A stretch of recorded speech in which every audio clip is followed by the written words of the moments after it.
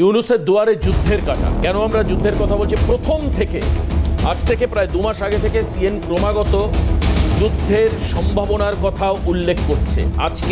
আজকের দিনে দাঁড়িয়ে আমি আবার আরেকবার কনসিয়াসলি রিপিট করছি, যুদ্ধের সম্ভাবনা আছে। আমরা যেটা আগে বলছিলাম, এখন সেটা সীমান্তের উত্তেজনা হিসাবে দেখা দিচ্ছে। ফ্ল্যাগ মিটিং থেকে শুরু করে রুদ্ধদ্বার স্পেশাল মিটিং বিএসএফ এবং বিজেপির আজকেই হয়েছে। আমরা কোনো কথা এখান থেকে যেটা বলছি সূত্র ছাড়া বলছি না, খোলা হাওয়ায় আমরা ঢিল ছুটছি না, আমরা চোখ বন্ধ করে টার্গেট করছি না। আমি বারবার করে রিপিটেডলি আবারও আজকে আরেকবার বলছি, সিনিয়র অ্যাঙ্কার হিসাবে দেবাশিস চক্রবর্তী নাম করে আমি বলছি, আজকে আবারও বলছি, সীমান্তে উত্তেজনা ধীরে ধীরে বাড়ছে। চারিদিকে প্রবল শীত, কিন্তু সীমান্তে গরম বাড়ছে। কেন আমি এটা বলছি?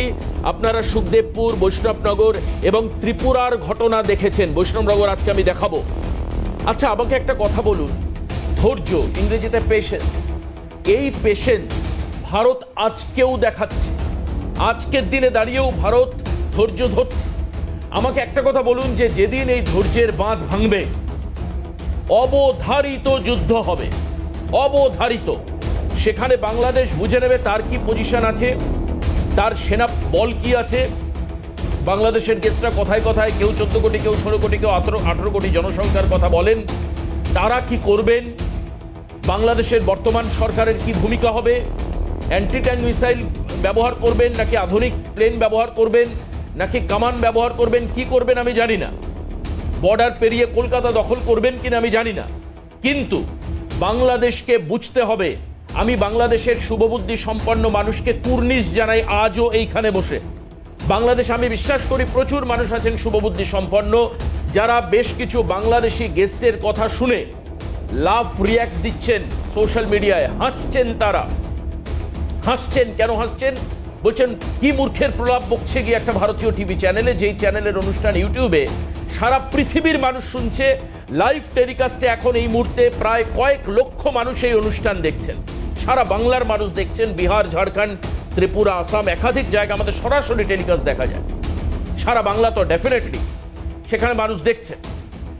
এখন আজকে কি হলো সেটা আপনাদেরকে দেখাই।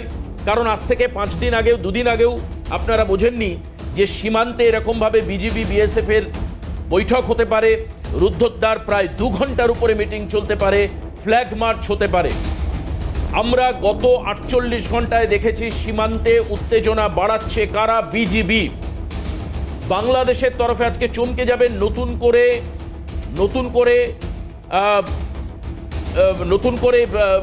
সেনাবাহিনীর মুভমেন্ট তো আছেই, তার সঙ্গে সঙ্গে নতুন করে আমরা দেখতে পাচ্ছি সীমান্তের পাশে গোপন ডেরা তৈরি করছে বাংলাদেশ, বাংকার তৈরি করছে বাংলাদেশ। সেই ছবি ধরা পড়েছে। মাটি খোঁড়াখুড়ির কথা আজকে বলছেন বিজিবি কর্তা। কিসের জন্য মাটি খোঁড়াখুড়ি? তারা নতুন করে বাংকার তৈরি করছে ভারতীয় সীমান্তে।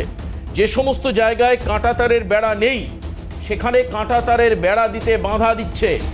আপনি আমাকে বলুন, যে কালকের ছবিতে আমরা দেখাচ্ছিলাম ত্রিপুরাতে ভারতীয় সেনাবাহিনীর বিএসএফ এর মানে বর্ডার সিকিউরিটি ফোর্সের আগ্নেয়াস্ত্র ধরে টানছে একজন সাধারণ মানুষ, বাংলাদেশের চোরা কারবারি। এই স্পর্ধা, এই টলারেন্স দিচ্ছে ভারত আপনাকে, যে আজকেও আপনি আগ্নেয়াস্ত্র ধরে টানবার সাহস দেখাচ্ছেন। এই সহনশীলতা, বাংলাদেশের প্রতি সহমর্মিতা, ধৈর্য যেদিন নষ্ট হবে, সিএন সব থেকে বড় করে বলবে যে আজকে যুদ্ধ হচ্ছে, সকালবেলার ব্রেকিং আপনারা দেখতে পাবেন, অথবা surgical strike, what ever it is, হবেই। অবধারিত যুদ্ধের দিকে বাংলাদেশ যাচ্ছে যদি এই ধরনের ইনটলারেন্স দেখতে পাওয়া যায় সীমান্তবর্তী এলাকায় বিজিবির মধ্যে। আসুন আজকে দেখাই ফ্ল্যাগ মিটিং এর সেই ছবি আপনাদেরকে এই মুহূর্তে ওয়ালে। আসুন আমরা দেখাচ্ছি, এই দেখুন সীমান্তে আমরা দেখতে পাচ্ছি বিজিবি। আপনি পোশাক দেখে বুঝতে পাচ্ছেন বিজিবির আধিকারিক, পোশাক দেখে বুঝতে পাচ্ছেন ভারতীয় সেনাবাহিনীর কর্তারা। 2 তরফ থেকে ভিডিওগ্রাফি করা হচ্ছে, বাংলাদেশের তরফ, বুঝতে পাচ্ছেন ভারতের তরফ থেকে। এই ফ্ল্যাগ মিটিং আজকে হয়েছে, প্রায় ঘন্টা 2-এর ফ্ল্যাগ মিটিং। আপনারা দেখুন সেই ছবি। বিভিন্ন পেপারস এবং ম্যাপ নিয়ে আলোচনা হয়, বিভিন্ন ম্যাপ নিয়ে আলোচনা হচ্ছে, কোথায় কোথায় উত্তেজনা সীমান্তে রয়েছে। এই নিয়ে আজকে রুদ্ধদ্বার মিটিং এর ছবি। এবার আসুন আপনাদেরকে আরো বেশ কিছু ছবি দেখাই। আমরা দেখতে পাচ্ছি, দেখুন আজকে বিজেপির তরফে আজকে এক প্রচুর গ্রামের মানুষ রয়েছেন, কারণ এখানে বিজেপির তরফ থেকে নাকি উস্কানিমূলক ব্যবহার করা হচ্ছে, উস্কানিমূলক আচরণ, অশান্তি সৃষ্টিকারী আচরণ করা হচ্ছে। সাধারণ মানুষ উপস্থিত থেকেছেন, আপনারা দেখেছেন মালদার গতকাল সুখদেবপুরের, যেখানে সাধারণ মানুষ বাধা দিয়েছেন। তারা বলেছেন আগে আমাদের সঙ্গে লড়ো, আজকে বিরোধী নেতার বক্তব্য সেই নিয়ে। আমরা চাই না সাধারণ মানুষ জড়িত হোক, যেটা বাংলাদেশ চায় সেটা আমরা চাই না। হাসুয়া নিয়ে, দা নিয়ে মানুষ লড়াই করুন, কিন্তু এটা তাদের আবেগ। এবার দেখাই সুখদেবপুরের ছবি আপনাদেরকে, যে ছবি গতকালও দেখিয়েছিলাম। শুনুন একবার কি বলছেন এরা।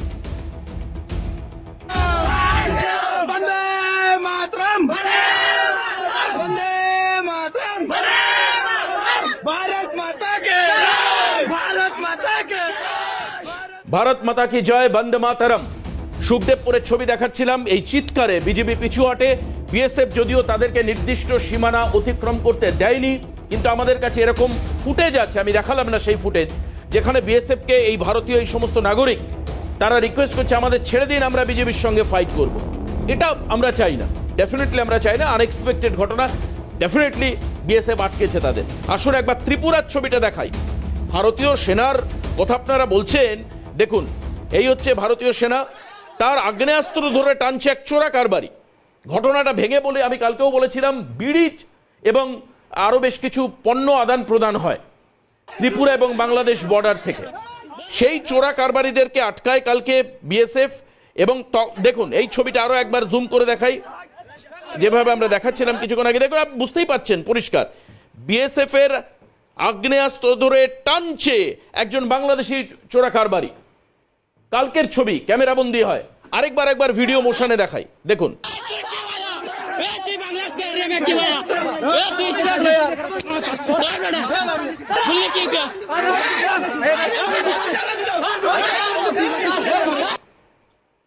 আস্পর্ধা কোন জায়গাটায় যেতে পারে, আস্পর্ধা কোন জায়গায় যেতে পারে, যেখানে গেলে বুঝে গেছে করতে চাইছে না। দেখুন ভারতীয় সেনার সঙ্গে কি ধরনের আচরণ, তীব্র তীব্র তীব্র ভাষায় নিন্দা করে, তীব্র ভাষায় নিন্দা করে। আসুন দেখছি, দেখুন অবস্থা। এই ছবিটা একবার দেখাও অরিন্দম, কিভাবে লাঠি তুলে মারতে যাচ্ছে বিএসএফ কে, পেছন দিক থেকে লাঠি দিয়ে অ্যাটাক করতে যাচ্ছিল। দেখুন অবস্থা, দেখুন অবস্থা।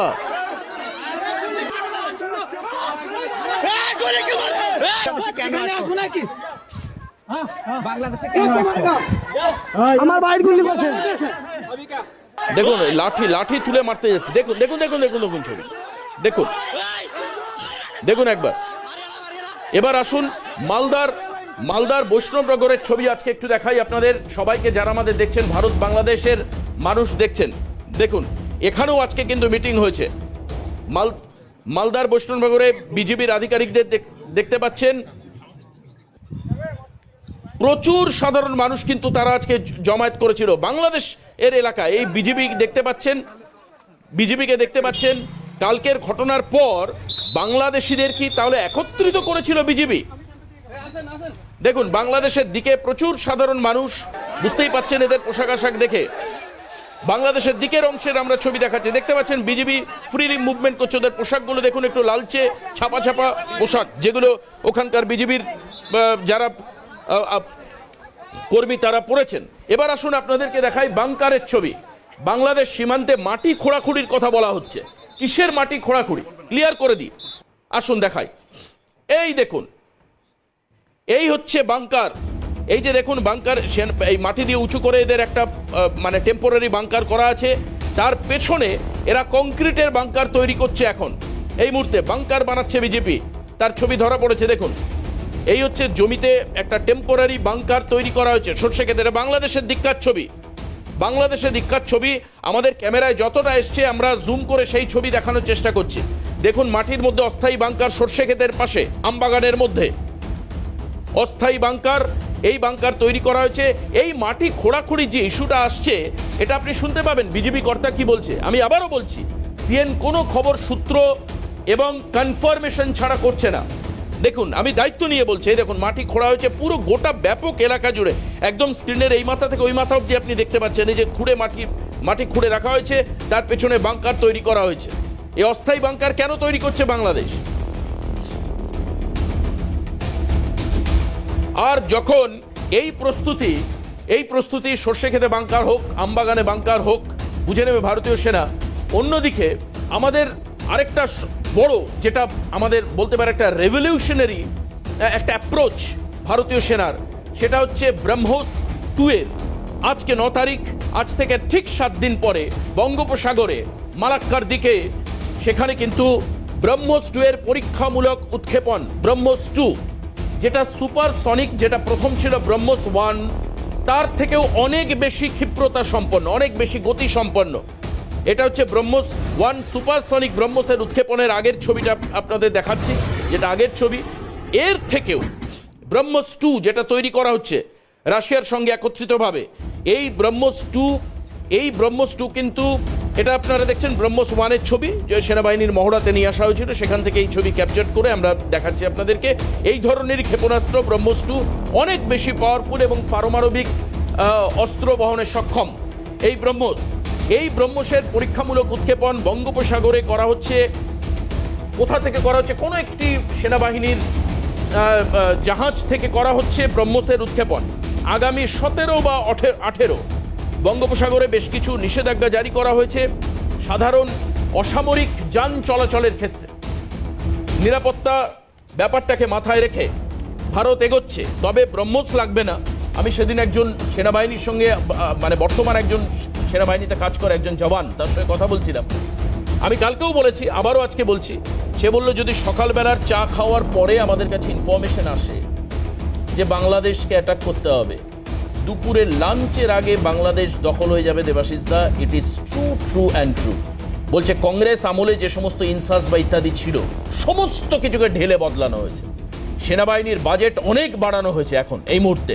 অমলেন্দু বাবুরা যে সময় ছিলেন, আজকের আমাদের গেস্ট আছেন, সেই সময় থেকে প্রচুর ডেভেলপমেন্ট হয়েছে এখন এই মুহূর্তে।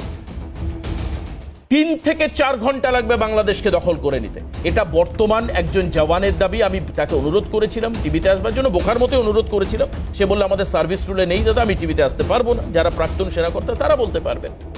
তো এখন এই হচ্ছে ব্যাপার। সেখানে দাঁড়িয়ে বাংলাদেশের টলারেন্স, আগামী দিনে বাংলাদেশকে নিজেকে নিয়ন্ত্রণ করতে হবে। সে কিভাবে করবে? অনিয়ন্ত্রিত বাংলাদেশকে বুঝে নেওয়ার ক্ষমতা ভারতবর্ষের যে কোনো মুহূর্তে আছে, যে কোনো মুহূর্তে, যে কোনো সময়। এটা একদম পরিষ্কার। আসুন এবার আপনাদেরকে পরিচয় করে দেবো যারা আজকের অনুষ্ঠানে আলোচনায় থাকবেন। আমরা চাই যে আলোচনার মাধ্যমেই সমস্যার সমাধান হোক, কিন্তু একই রকমভাবে হিন্দু পল্লী তো আজও জ্বলছে হিন্দু পল্লী। 71-এ যেরকমভাবে পল্লীর পর পল্লী জ্বালিয়ে দেওয়া হতো, ধর্ষণের পর ধর্ষণ করা হতো, নারী নির্যাতন করা হতো, যেভাবে একের পর এক হত্যা করা, গণহত্যা বলা হয়, জেনোসাইড যে করা হয়েছে দ্বিতীয় বিশ্বযুদ্ধের পর সব থেকে বড় জেনোসাইড হয়েছে মুক্তিযুদ্ধের সময়। জানেন বাংলাদেশিরা এই জেনোসাইড করেছে পাকিস্তানের সেনা রাজাকারদের সঙ্গে মিলে। রাজাকাররা ডেমোগ্রাফি বাংলাদেশে জানতো, তারা কাটতো মানুষ কাটার কারিগর ছিল হচ্ছে রাজাকার। আসুন এবার আপনাদের সঙ্গে পরিচয় করে দিই যারা আজকে থাকবেন। দীপ্তিমান দাকে স্বাগত জানাবো। দীপ্তিমান বসু বিজেপির অফিসিয়াল স্পোক পার্সন এখানে রয়েছেন আমাদের সঙ্গে। আমি স্বাগত জানাবো দীপ্তিমান দাকে আজকের অনুষ্ঠানে। আমাদের সঙ্গে রয়েছেন ক্যাপ্টেন অমলেন্দু রায়চৌধুরী, প্রাক্তন সেনাকর্তা। ভারতীয় সেনাবাহিনীতে শুধু কাজ করেননি, বরঞ্চ আমি উল্লেখ করতে পারি যে যেই সময়টাতে অমলেন্দু বাবুরা কাজ করেছেন সেই সময়টাতেই মুক্তিযুদ্ধ হয়েছিল। একাধিক অভিজ্ঞতা অমলেন্দু বাবুদেরও আছে। আমি স্বাগত জানাবো দেবব্রত রায়, আমাদের সঙ্গে রয়েছেন রাজনৈতিক নেতা। আমাদের সঙ্গে আজকে অনুষ্ঠান আমরা পাচ্ছি রাজাগোপাল ধর চক্রবর্তী, রাজনৈতিক বিশ্লেষক আমাদের সঙ্গে রয়েছেন। বাংলাদেশ থেকে আমাদের সঙ্গে রয়েছেন অবসরপ্রাপ্ত মেজর মোহাম্মদ ইমরান, নিরাপত্তা এবং রাজনৈতিক বিশ্লেষক। আপনাকেও স্বাগত জানাচ্ছি আজকে। আমি একদম প্রথম শুরু করতে চাই মোহাম্মদ ইমরান সাহেবকে দিয়ে। আপনি আমাকে বলুন যে এই যে বাংলাদেশে ক্রমাগত হিন্দু পল্লী জ্বলছে, আরেকদিকে সীমান্তে বিজিবির বাড়বাড়ন্ত বাড়ছে, কি ভেবে আপনারা করছেন? বা আমার কথা হচ্ছে যে ভারতের সঙ্গে মিত্রতার সম্পর্ক এতদিন বাংলাদেশ দেখেছে, এতদিন পর্যন্ত বাংলাদেশ সীমানা নিয়ে ভারতকে অতিরিক্ত এফোর্ট দিতে হয়নি, কারণ বাংলাদেশ কখনোই ভারত বিরোধী স্লোগান দেয়নি। কিন্তু একের পর এক গত 2-2.5 মাসে একের পর এক ভারত বিরোধী স্লোগান। আপনি শুনলে অবাক হয়ে যাবেন যে বিভিন্ন ধর্মীয় সংগঠনের প্রধান, বিভিন্ন সংগঠনের প্রধান, রাজনৈতিক নেতা একের পর এক ভারত বিরোধী কথা বলছে। এমনকি সীমান্তবর্তী এলাকায় উত্তেজনা বাড়ছে, যেটা বর্ডার লাইন, মোস্ট সেন্সিটিভ জায়গা। এরপর আপনারা ভারতের থেকে কি প্রত্যাশা করেন? আপনাদের কি এক্সপেকটেশন? আমি প্রথম আপনাকে দিয়ে শুরু করব। যাই হোক, আপনাকে অনেক ধন্যবাদ আমাকে আমন্ত্রণ করার জন্য। তবে আপনি যে একটা কথা বললেন যে বাংলাদেশে হিন্দু পল্লী জ্বলছে, এইটা আপনাকে কে বলেছে? এই তথ্য আপনি কোথায় পেলেন সেইটা আমরা জানতে চাই। আসুন আপনাকে দেখাই আমি সেই ছবি, আপনাকে আমি সেই ছবিও দেখাবো। কোনো কথা আমি আবারও রিপিট করছি, হাওয়ায় ওরা কোনো কথা আমি বলি না। আসুন টিভি স্ক্রিনে দেখি। রাধারমন দাস পোস্ট করেছেন সেটা না, রাধারমন দাসের পোস্টের পরও আমাদের কাছে কনফার্মেশন রয়েছে। এই যে ছবি আপনারা দেখছি, বাংলাদেশের বিষ্ণুপুর বলে একটি জায়গা, সেখানে ঠিক 71-এর মতো 1971-এ যেরকম মুক্তিযুদ্ধের সময় একের পর এক হিন্দু পল্লী বসত বাড়ি জ্বালিয়ে দেওয়া হতো, এই ছবি আপনারা দেখছেন। দেখুন এখন এই মুহূর্তে বাগেরহাট বলে একটি জায়গা, বিষ্ণুপুর, সেখানে হিন্দু পল্লীতে আগুন।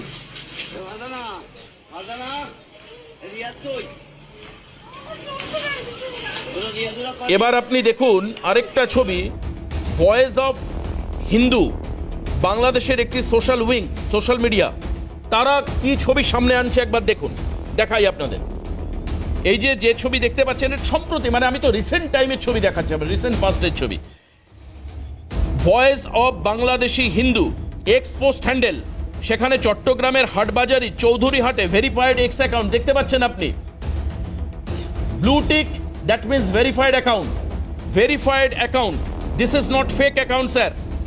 চট্টগ্রামের হাটেবাজারে চৌধুরীহাটে জগবন্ধু আশ্রমে চুরি, মূর্তি ভাঙচুর, চট্টগ্রামের হাটহাজারি চৌধুরীহাটে কালী মন্দিরে স্বর্ণালঙ্কার চুরি, দানবাক্স ভাঙচুর, টাকা পয়সা লুটপাট, চট্টগ্রামে চৌধুরীহাটে সত্যনারায়ণ সেবাশ্রমে চুরি, একের পর এক বলছি, আপনাকে ইনফরমেশন দিচ্ছি, আপনি নিন।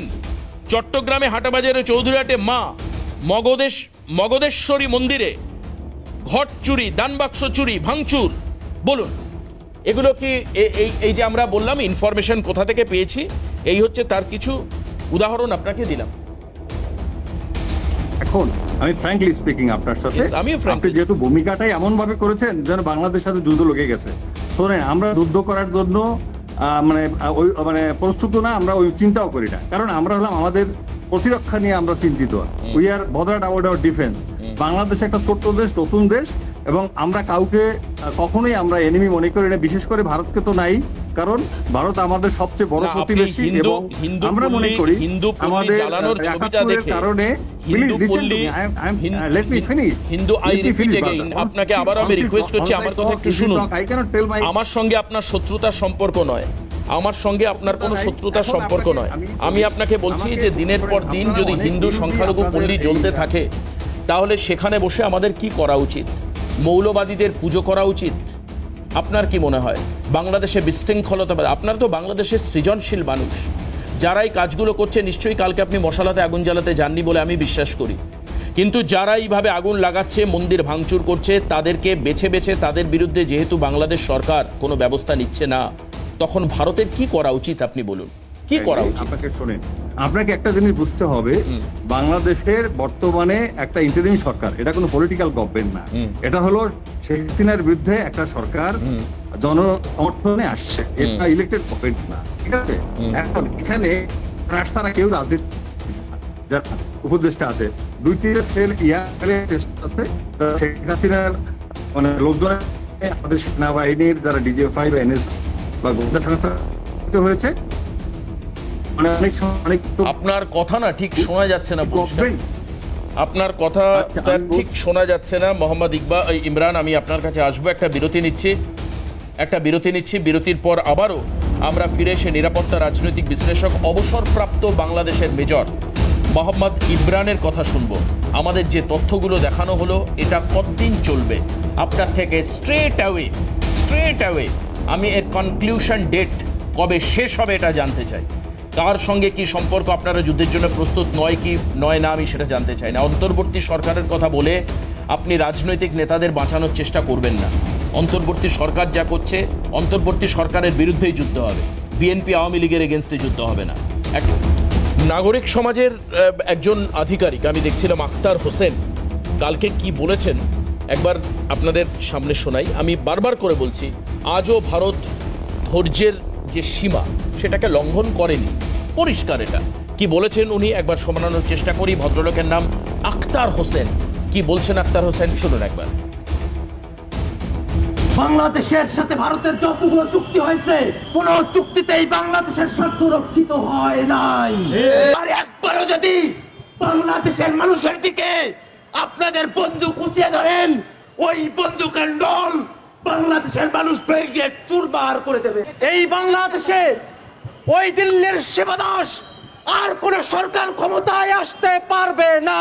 আর কোন শক্তি যদি ভারতের দালালি করবার জন্য হাসিনার রিপ্লেসমেন্ট হিসেবে বাংলাদেশে আবির্ভূত হওয়ার চেষ্টা করে, ওই শক্তির বিরুদ্ধে বাংলাদেশের মানুষ, ছাত্র জনতা তার জীবনের শেষ রক্তবিন্দু দিয়ে যুদ্ধ করে যাবে। অমলেন্দু স্যার, আপনার কাছে এখনো চোখ বুঝলে 1971-এর মুক্তিযুদ্ধের কথা হয়তো মনে পড়বে। আপনি আমাকে বলুন যে ইন্দিরা গান্ধী সেই সময় মুজিবুর রহমানের আহ্বানে সাড়া দিয়ে যেভাবে পাকিস্তানি আমি কি বলবো, মানে এরা তো নরখাদক ছিল, কারণ যেভাবে হাজার হাজার হত্যা হয়েছে সেই সময়, তাদের বিরুদ্ধে লড়াই করে বাংলাদেশকে একটি স্বাধীন ইন্ডিভিজুয়াল আইডেন্টিটি একটা দেশ হিসাবে দেওয়া হলো। তার আগে বাংলাদেশ ছিল না, পূর্ব পাকিস্তান ছিল। আমাকে একটা জিনিস একটু বোঝান যে তখন কি ভারতীয় সেনা এমন কোনো আগ্রাসন দেখিয়েছিল যে যার ফলে এই যে ভারতকে আজকে সেবা দাস, মানে এটা তো বাবার জন্যই তার মেয়ের সঙ্গে ভারতের হৃদ্যতা, হাসিনার সঙ্গে হাসিনা তখন কোনটুকুনি, যখন 1975-এ তার পরিবারকে খুন করা হয়, হাসিনার বয়স কত হয়তো আপনারা বলতে পারবেন, তখন তার তো রাজনীতিতে ইন্টারভেনশন ছিল না, কোনো রকম কোনো দখলদারিও ছিল না, কিছুই ছিল না। কিন্তু এই যে ভারতের দালাল, সেবাদাস, এবং ভারতকে যেমনভাবে পারো আক্রমণ করো এবং কেউ ভারতের কথা শুনবে না, এই যে কথাগুলো বলা হচ্ছে, এটা কিসের ফসল? এটার ফসল বলতে গেলে প্রথম কথা হচ্ছে যে এই ছেলেগুলোর বয়স কত এবং এরা কি মাধ্যমে কোথা থেকে শিক্ষা নিয়ে এসেছে। 35-40 এরকম ধরে নিই, মানে মুক্তিযুদ্ধের সময় কেউ জন্মায়নি না, তখন তো ওরা জন্মানোর বাবারা জন্মেছে কিনা সেটাও একটু সন্দেহ আছে।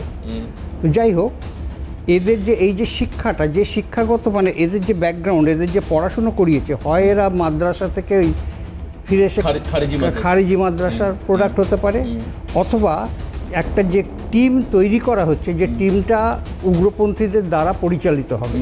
কারণ এখন ডক্টর ইউনূসের হাতে 3টে জিনিস মানে মোটামুটি আছে। একটা হচ্ছে কি যে ওরা পাকিস্তানি সাপোর্ট পাওয়ার জন্য স্বপ্ন দেখছে, কিন্তু যে নিজের দাঁড়াতে পারে না সে অন্যকে কি সাহায্য করবে সেটা একটা বড় প্রশ্ন। বেশ। দ্বিতীয় হচ্ছে কি উগ্রপন্থীদের যেটা আছে সেটা একটা বিশাল গ্রুপ ওরা তৈরি করবার চেষ্টা করছে, মানে মৌলবাদী গ্রুপ, যেটা র্যাডিক্যাল গ্রুপ যেটা, এবং সেই র্যাডিক্যাল গ্রুপটাকে ওরা ইম্পোর্ট করবে থ্রু পাকিস্তান। আচ্ছা, আর একটা কি আছে, আর একটা যেটা এইসবগুলো কন্ট্রোল করবার জন্য খুব একটা অসুবিধা হবে না, একটা যেটা হচ্ছে যে আমাদের যেটা সাবধান থাকতে হবে সেটা হচ্ছে আমাদের ইনবিল্ড যে স্লিপার সেলটা ওরা তৈরি করেছে 71 থেকে। আচ্ছা, মানে যেটা অলরেডি আছে, যেটা আমাদের মধ্যে মানে ভারতবর্ষে অলরেডি আছে, হ্যাঁ, এটা 100%।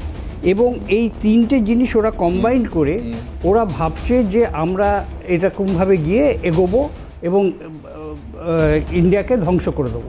যার জন্য ওপরে যে জিনিসটা হচ্ছে, ওপরে আমরা ভারতবর্ষের সাহায্য পেয়েছি, কেউ বলছেন আর কি, ভারতবর্ষের সাহায্য পেয়েছি, তাদের সঙ্গে যুদ্ধ করার কোনো প্রশ্ন আসছে না, একটা বিরাট ভাব দেখাচ্ছেন। কিন্তু এই দিকে এই যে যদি বর্ডারে দেখেন যে ট্রেঞ্চ যেটা দেখানো হলো, ট্রেঞ্চ, বাংকার, এইগুলো যেগুলো হচ্ছে, এগুলো কিন্তু যুদ্ধের প্রথম প্রস্তুতি, প্রথম ধাপ, এবং সেই ধাপটা অলরেডি বাংলাদেশ নিতে শুরু করেছে। এবং এই ব্যাপারে আমাদের খালি বর্ডার সিকিউরিটি ফোর্সের ওপর গিয়ে মিটিং করে যেটা হবে, যেটা ওরা ইনপুট নেবে, এবং তাদের ইন্টেলিজেন্স অনেক কাজ আছে, করছে বা কিছু করছে, সে ব্যাপারে আমার কিছু বলবো না। কিন্তু এইটা আমাদের একটা আশা করা যেতে পারে, যে কোনো সময় ওরা কিন্তু একটা এই ছেলেগুলোকে, যে গ্রাম থেকে ছেলেগুলোকে নিয়ে এসে যে করছে, ওদের দিয়ে ওদের পেছনে এটা আসবে। কারণ ওই জায়গাটা ওরা কাঁটাতার দিলে ওদের যে প্যারালাল ইকোনমিক যেটা চলছে আর কি, গরু পাচার ইয়ে করা এগুলো সেটা বন্ধ হয়ে যাবে। সেটা বন্ধ করতে চাইছে না, সেটা এক। কারণ সেখানকার ওই যে চোরাচালাকারী ওদের একটা বিরাট শক্তি, সেইটাকে মোবিলাইজ করবার চেষ্টা করছে। বাকি যে তিনটে সোর্স বললাম এটাকে জোগাড় করবার চেষ্টা করছে।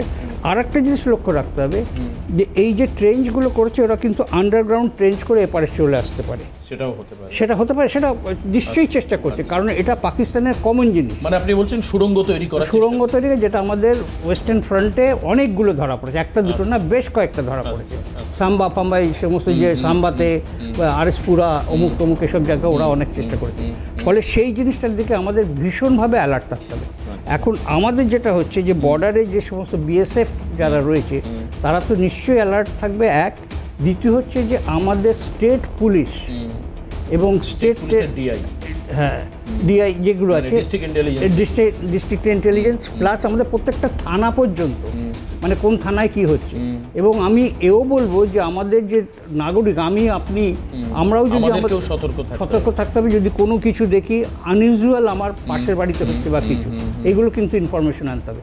ফলে আমি এই জিনিসটা আমি বারবার একই বলি যে এই যে স্লিপার সেল যেটা আছে এটা সম্বন্ধে আমাদের বিশেষ করে সাহায্য, আরো বেশি আমাদের ইনপুট দরকার এই ব্যাপারে। একদম একদম। আমি আপনার কাছে যাব, মোহাম্মদ ইমরান আমাদের সঙ্গে রয়েছেন। আর এই যে ভারত বিরোধিতা, আপনি বলছেন আমাদের যুদ্ধের প্রস্তুতি আমরা করছি না। কালকের গেস্ট আমাদের সঙ্গে ছিলেন খন্দকার ফরিদুল আকবর, তিনি কি বলেছেন বিরতির পর ফিরে কালকের প্যানেলের একটা ছোট্ট অংশ আপনাকে শোনাবো, তারপর আপনার কাছে যাব, ফিরে এসে দীপ্তিবান্দা দেবব্রতদা বলবেন। আপনি ইমরান সাহেব বলছিলেন যে আপনারা যুদ্ধ চান না, আপনি একরকম ভাবছেন, কিন্তু আপনার দেশের ক্যাপ্টেন, একজন প্রাক্তন ক্যাপ্টেন, তিনি গতকাল আমাদের প্যানেলে উপস্থিত ছিলেন। আমি নাম বলছি খন্দকার ফরিদুল আকবর। তিনি কালকে ভারতীয় সেনার সম্পর্কে যে কমেন্টটা করলেন এসে আমাদের প্যানেলে, আপনাকে একবার শোনাই, তারপর আপনার কাছেই যাব, কারণ উনি আপনার সহনাগরিক। ওনার সম্পর্কে আপনার কি মনে হয় সেটা আপনি বলুন, সব থেকে বেটার ভালো। আমরা তো সমালোচনা করবই, আপনি বলবেন যে এই কথাটাকে বলা ঠিক হয়েছে। কি বলেছেন গতকালকের প্যানেলে আমাদের সঙ্গে উপস্থিত থাকা অবসরপ্রাপ্ত কর্নেল খন্দকার ফরিদুল আকবর, শোনাই আপনাদেরকে, শুনুন। Tell your সেনাবাহিনী, tell your government to open fire. আমাদের দেশের সেনাবাহিনী সন্ধ্যাবেলায় মদ খায় না, এবং এরা, আপনাকে একটা আমি কথা জিজ্ঞেস করি যে ভারতীয় সেনাবাহিনীর স্বয়ংক্রিয় রাইফেল ধরে টানছে বাংলাদেশের লোক, তাকে কি করা উচিত আপনি বলুন? অস্ত্র ছিনিয়ে নেওয়া সেনাবাহিনীর কাছ থেকে কত বড় অপরাধ আপনি নিশ্চয়ই জানেন, নাকি জানেন না? মদ্যপায়ী বাহিনী এবং এলজিবিটি সোসাইটি, পরকীয়ার লিগাল পরিবেশের বাহিনী, they can never fight a force like us. আমাদের অতি অল্প হলেও কি বলছেন আপনি? আমাকে দেবে শার্পার দ্যান ব্লেডস। হাওয়ার আমরা উই ডোন্ট কেয়ার করি না। মহাকৌশলের পরিবর্তন হওয়ার ফলে আমরা ট্যাঙ্ক ইউজ করছি না, একটা ট্যাঙ্কের পয়সায় আমরা অ্যান্টি ট্যাঙ্ক অস্ত্র ইউজ করছি। আমাদের ম্যান পাওয়ার আছে, we can destroy 1001 tanks with anti tank weapons. এবং অ্যান্টি এয়ারক্রাফট অ্যারেঞ্জমেন্ট, দামি এয়ারক্রাফট আমাদের দরকার নাই, বিকজ আমাদের রাডারে সিগন্যাল দিবে, তখন আমাদের লোকজন সব টানেল এবং বিভিন্ন চলে যাবে। এই সমস্ত বিমান টিমান এসে সিভিলিয়ান, ওল্ড ম্যান, চিলড্রেন এগুলোকে হত্যা করে যাবে। কিন্তু আমার ধারণা যে ভারত এই ধরনের একটা কাজে আমাদের সাথে লিপ্ত করে, দে আর ভেরি ইন্টেলিজেন্ট অ্যানালিস্ট, ভালো সবকিছু তারা বোঝে এবং ম্যাচিওর। তা আমার মনে হয় এই ধরনের একটা পরিস্থিতি হবে না। আমি আপনার কথা শুনে যুদ্ধ বেঁধে যাবে, আপনি যা বলছেন তাই শুনে যুদ্ধ বেঁধে যাবে। 6 ঘন্টার জন্য যদি তারা আসে, you cannot imagine, they cannot see their family, আর ফিরে যাবে না।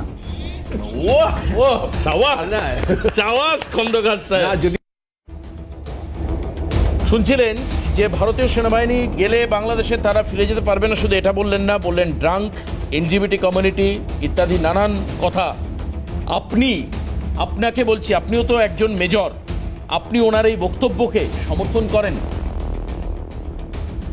ওনার বক্তব্যকে সমর্থন করি যদি আপনারা যা কিছু বলছেন, যেমন এই স্টার্টিংয়ে আপনি যেভাবে কথা বলছেন অ্যাজ অ্যান অ্যাঙ্কর, সঞ্চালক হিসাবে, এগুলি তো অনেক উগ্রবাদী কথাবার্তা। এই নেতিবাচক কখনো পজিটিভ জিনিস আনে। কোনটা বলুন আপনি? উগ্রবাদী কথা আমি কোনটা বলছি? আপনি যে বললেন আমাদের দেশে এই যে হিন্দুদের ইয়া হচ্ছে, আমি ভাই হিন্দু এলাকার লোক, আমার এলাকায় হিন্দু এলাকায় হচ্ছে না, সারা বাংলাদেশে হচ্ছে না। আপনাকে শোনেন, আপনি আমার হিন্দু এলাকার সমস্ত নাম দিব আমি। আচ্ছা, তাহলে এই ছবিটা কি মিথ্যা? শোনেন ভাইয়া, শোনেন, এগুলো this are all false, this are all bogus, old, this is not correct. আমি আপনাকে বলি, আপনার মেইন মিডিয়াকে আমরা বিশ্বাস করি। আমি তো আবার ওই দিনও আপনাকে বলেছি, আমরা যে আনন্দবাজার পত্রিকা কিছু বলে আমরা ওটা বিশ্বাস করি, এনডিটিভি বলে আমরা বিশ্বাস করি। আমাদের কিছু অথরিটি নিউজ পেপার আছে, কিছু মিডিয়া আছে, কিছু কলকাতা টিভি যেমন। আমার কথা হলো যেগুলি অথেন্টিক। আচ্ছা, কারোর সমালোচনা করার দরকার নেই আমাদের এখানে বসে, কিন্তু আমরা যেটা দেখাচ্ছি তাকে মিথ্যা আপনি প্রমাণ করে দেখান। একজন ইন্দ্রাণী নামক সঞ্চালক আছে ভাইয়া, আপনি মিথ্যাকে প্রমাণ করে দেখান। ইন্দ্রাণীকে দেখছি সে অসম্ভব ন্যায়সঙ্গত কথা বলে এবং অথরিটি দিয়ে। দেখুন, আমি এখানে বসে ইন্দ্রাণী চন্দ্রাণী কারোর নাম শুনতে চাই না, আমি শুনতে চাই না। আপনি আমাকে বলুন যে ছবিটা দেখা যাচ্ছে, এই ছবিটা কি সত্যি না মিথ্যা? এখন আমি let me talk on colonel Faridul Akbar যেগুলি বলেছে। আপনি বলেছেন, দেখেন আমাদের দেশে বর্ডারে আমাদের জিরো লাইন আছে, নোম্যান্স ল্যান্ড আছে। এখন 150 দুই দিকে 300 গজ বাদ দিয়ে আপনি কিছু করতে পারেন, কিন্তু অনেক সময় আমাদের লোকজন যখন দেখে যে আপনাদের সাইডে রাস্তা করতেছে বা একটা কনস্ট্রাকশন করতেছে। আচ্ছা, আপনার কি সত্যি মনে হয় যে ভারতীয় সেনাবাহিনী যদি বাংলাদেশে ঢোকে কেউ আর ফিরতে পারবে না? তারা ড্রাঙ্ক, তারা এলজিবিটি কমিউনিটি থেকে বিলং করে, শোনেন, এগুলো আপনি মানেন? ওনাদের আপনার সেনাকর্তা বলছে আমরা ট্যাঙ্ক কিনি নাই, আমরা অ্যান্টি ট্যাঙ্ক কিনেছি। ওনারা আধুনিক এয়ারক্রাফট কিনবেন না উনি বলছেন। দেখুন, একজন সেনাবাহিনীর কর্তা কি বলছেন, যে যখন আমরা রেডারে অ্যালার্ম দেবে তখন সেনাবাহিনী সবাই গর্তের মধ্যে ঢুকে পড়বে। মানে বুঝুন কতটা ব্যাকওয়ার্ড খেলছেন উনি। সেনাবাহিনী গর্তের মধ্যে ঢুকে পড়বে, সিভিলিয়ান লোক মরবে। ভাই, আমি কিন্তু ওনার কথা শুনেছি, আমি কিন্তু উনি কোন প্রেক্ষাপটে বলছেন যে প্রেক্ষাপটে আমি বলবো যে আমাদের সেনাবাহিনী বুক দিয়ে ভারতকে আটকাবে, শোনেন, সাধারণ মানুষকে বাঁচাবে। আর ওনারা বলছেন, আপনি বলছেন বা আপনার সেনাবাহিনীর কর্তা বলছে আমরা গর্তের মধ্যে ঢুকে যাবো, সিভিলিয়ানরা বোমের গায়ে মরবে। ভাবতে পারেন আপনি? শোনেন, এখন ওইটা উনি জানে, ওটা ব্যাখ্যা দিতে পারবো না কোন প্রেক্ষাপটে বলছে। আমি আমারটা এক্সপ্লেইন করি। আমরা যদি জিরো লাইনে থেকে 150 গজের মধ্যে কিছু করে বিএসএফ আমাদেরকে বাধা দিয়েছে, এবং আমি যেমন ধরেন দিনহাটা, কুচবিহার এই বেল্টে আমি একসময় মিডিয়ারে চাকরি করেছি। আমার কাউন্টার পার্ট ছিল ইউকে চৌধুরী অরিজিনালি ফ্রম আমাদের কুমিল্লা, তার ফাদার্স, এবং উনি রাজশাহী সেক্টরে যুদ্ধ করেছে, যুদ্ধের সময় 71-এ। তো he was very good friend of mind. সে আমার অনেক সিনিয়র, বড় ভাই টাইপ, কিন্তু we had a very good relation. এখন এইরকম কথাবার্তা যেগুলি হয়, এই বাকযুদ্ধ, এই বাগাড়ম্বর, এগুলি হয় কি এই আমাদের মধ্যে আর রাজনীতিকদের মধ্যে অনেক পার্থক্য। এগুলো আমরা আসলে বলা ঠিক না। জ্ঞানী মানুষ, সচেতন মানুষদেরকে একটা প্রতিবেশী, আপনারা বড় প্রতিবেশী, we have all the respect for you. আপনি মানছেন, আমি তো আপনাকে বলছি না যে আপনি জঙ্গি, কিন্তু আপনাদের বাংলাদেশে আপনি যেটা মানুন যে বাংলাদেশে জঙ্গি মৌলবাদী ছেয়ে গেছে। আপনাদের দেশে ভাই জঙ্গি আছে না? আপনাদের দেশে জঙ্গি আছে তো, আপনি তো আমাকে বলতে পারেন আমি জঙ্গি। আমিও আপনাকে বলছি না আপনি জঙ্গি নয়, কিন্তু আচ্ছা আপনি শুনুন একটা কথা।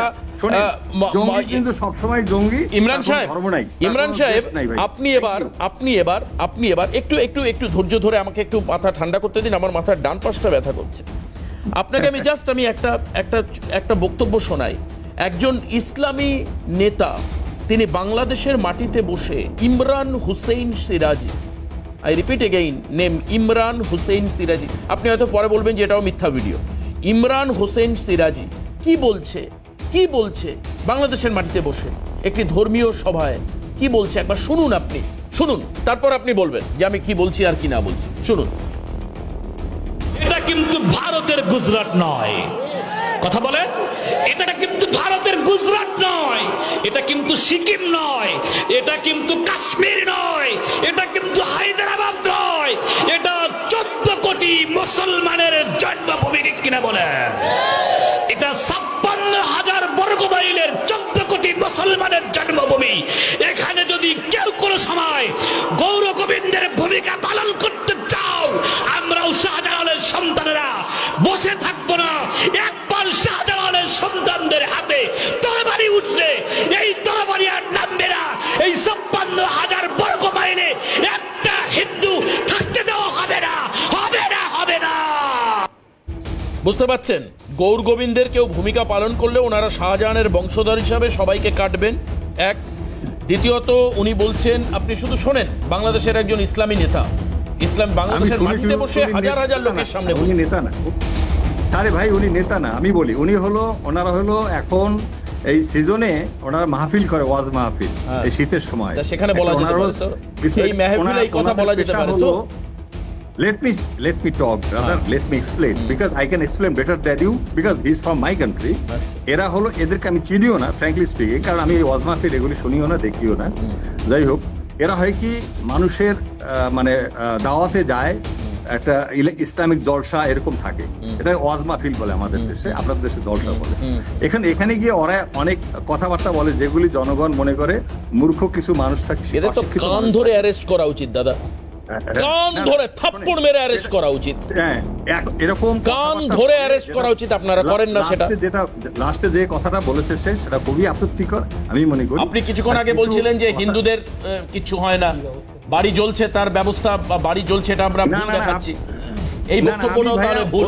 আসুন, দীপ্তিমান ঘোষ আমাদের সঙ্গে রয়েছেন, একবার এখানকার যারা আছেন তাদের কথা একবার শুনে নিন দাদা। দেশ চালাচ্ছে না, আপনাকে বুঝতে হবে। আমি জানি না, আপনি বলছেন হুজুরা বা মাহফিল এই ধরনের কথা হতে পারে, তার মানে এই ধরনের এই মাহফিল উনি একা করছেন না, হাজার হাজার লোক শুনছেন।